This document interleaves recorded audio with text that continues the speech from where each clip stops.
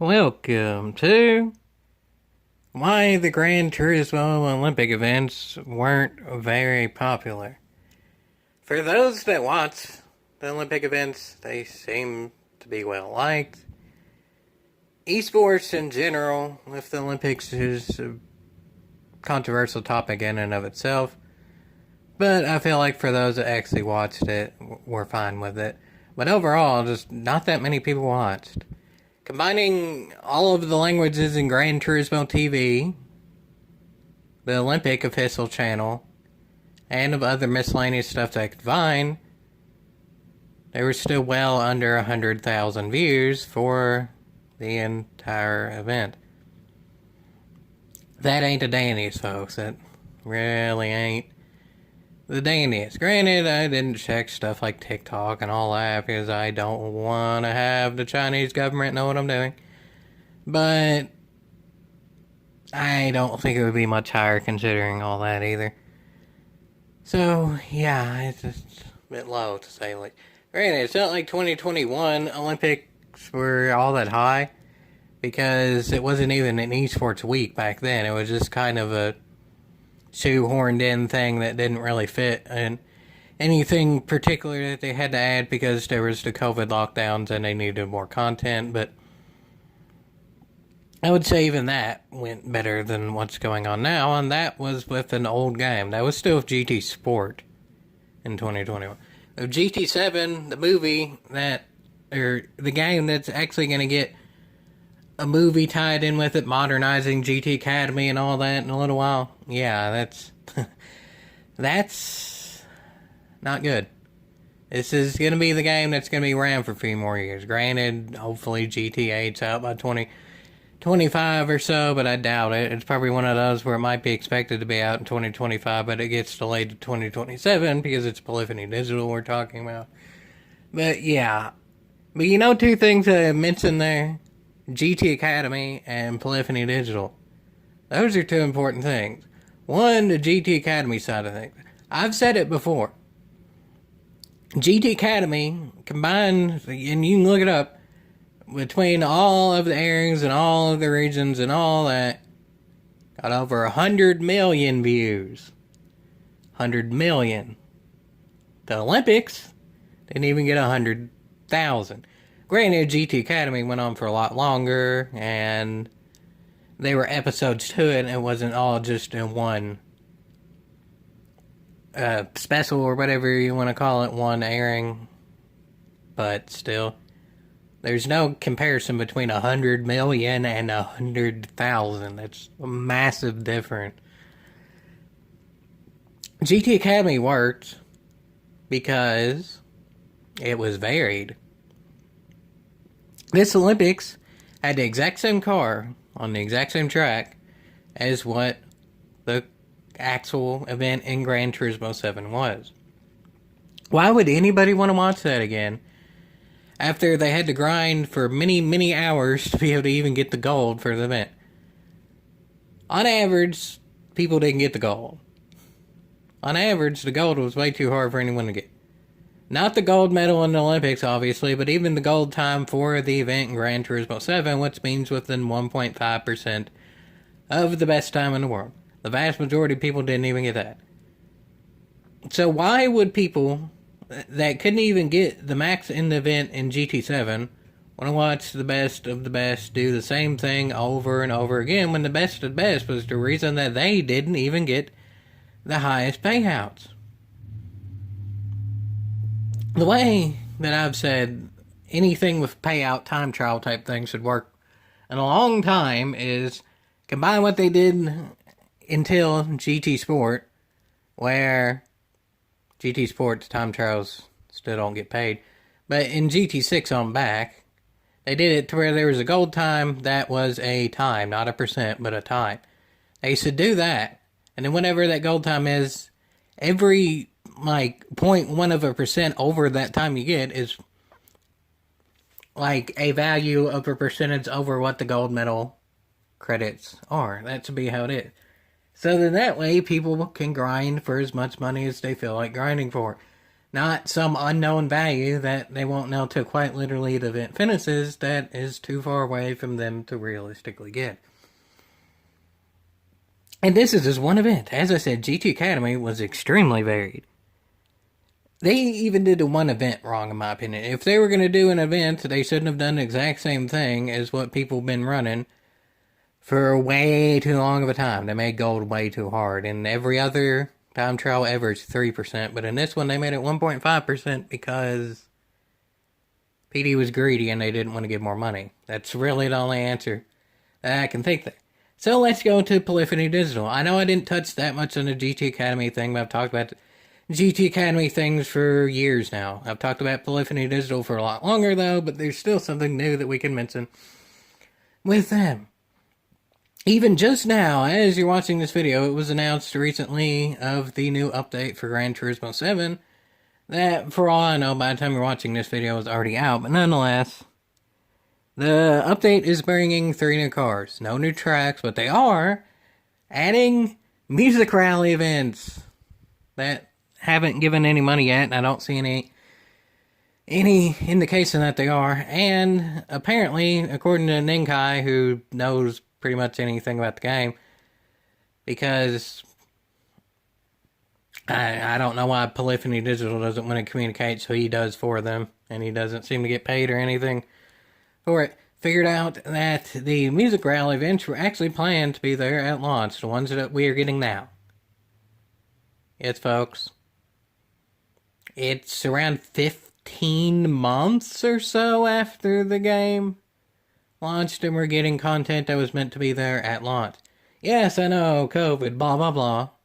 But it was also confirmed that Gran Turismo 7 was in development a long time before COVID. Granted, there was a point, a very long time before COVID, that Gran Turismo 7 wasn't even planned. And a lot of the stuff they actually got for 7 in terms of, like, exclusive Gran Turismo tracks, like Deep Forest, High Speed Ring, and maybe even Grand Valley, were meant to be in sport, and that obviously didn't happen, and that was well before COVID. But yeah, the point that I'm trying to make is Polyphony Digital is extremely behind right now. Is that completely their fault? I mean, at this point, it has to be some of it. It's not like you can't put any blame on them. That's for sure, folks. That's for sure. So, why, as much as we would want the events to be as varied as GT Academy was back in the day, there was even GT Academies that were their own download for the initial qualification events themselves, and those had different types of events, as in just a point-to-point. Some of them were around an entire circuit. They were in a lot of different cars and stuff. And that was just for the actual qualification to get to be in the World War event. Once the World War event started, those were so varied it got its own TV show. Yes, folks, the one in the US was on Spike TV back when the channel was dying. And still, if everything combined, got 100 million views. So yeah, folks, it ain't the dandiest, to say the least. Honestly, at this point, even if it was planned to have it be super varied and all that, Polyphony Digital probably wouldn't have time to make something to be more varied. I don't know exactly who to blame on just Gran Turismo 7 being so underwhelming in terms of getting things. We were supposed to get the selling of cars feature at launch. It was literally, if you got a physical copy of it, it was on the physical copies box itself. We were supposed to get selling of cars at launch. That took forever, and it was poorly implemented. A lot of people kind of figured that we were supposed to get the engine swaps and all that to where you could just buy them outright at launch, and we didn't. And that was poorly implemented. There's a whole heck of a heap of engines that are more expensive than the entire car that they're meant to be in. That's just downright stupid and greedy of Polyphony Digital. That part ain't any time constraint. It's downright greed right there. And that kind of goes to the final thing, is greed. They don't want to put the money in. They might not have the time anyway, but even if they did have the time, I really don't think they would want to put the money in. There's been reports and such that Gran Turismo 7 was over budget. So Gran Turismo 7 was both over budget And over the initial time constraint. A lot of people were saying that GT7 was meant to be a launch title for the PS5, and I know, yet again, COVID, blah, blah, blah, but again, development time was a lot before COVID. So, yeah, there's greed, there's slowness, there's a whole heck of a heap holding him back. And at this point, I'd forgive a lot of that if Polyphony Digital would just go out and say what's going on. It downright amazes me. You have studios like Ivory Tower, which is part of Ubisoft, and Ubisoft has been in hot water and controversies for a long time of low quality stuff. But they have roadmaps a year in advance for stuff for a game that's 5 years old. You know, The Crew 2, they've had roadmaps for it every year, like for the year, and they've stayed on track for that every time for 5 years now. There's going to be content for The Crew 2 after the Crew Motorfest is even out.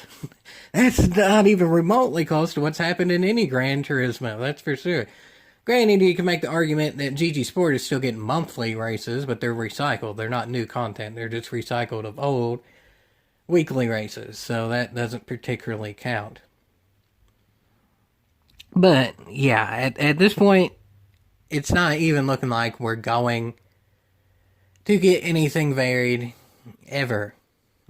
I mean, maybe many, many years down the line, but as far behind as Polyphony Digital is, and of how little money they're going to put in anything, then ain't gonna happen.